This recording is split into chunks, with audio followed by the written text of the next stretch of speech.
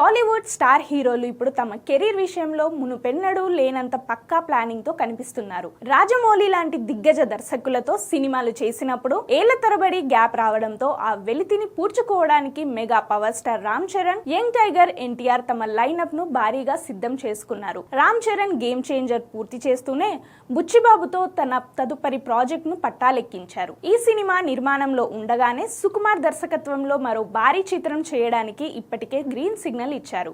ఈ సినిమా ఈ ఏడాది సెట్స్ మీదకు వెళ్లనుంది. ఇక ఎన్టీఆర్ విషయానికి వస్తే దేవర తర్వాత ఆయన జోరు మామూలుగా లేదు. ప్రశాంత్ నీల్, కొరటాల శివ, త్రివిక్రమ్ వంటి స్టార్ దర్శకులతో పాటు తమిళ డైరెక్టర్ నెల్సన్ ను కూడా తన బ్యాకప్ జాబితాలో ఉంచుకున్నారు. ప్రస్తుతం డ్రాగన్ పై ఫుల్ ఫోకస్ పెట్టిన యంగ్ టైగర్ తదుపరి సినిమాలపై కూడా ఓ కన్నేసి ఉంచాడు. ఒక్కో హీరో ఇప్పుడు కనీసం 3-4 దర్శకులను లైన్ లో పెట్టడం విశేషం. ఒక సినిమా సెట్స్ పై ఉండగానే మరో 2 కథలను ఓకే చేస్తూ తమ కాల్ షీట్లను డైరెక్టర్లకు పక్కాగా కేటాయిస్తున్నారు.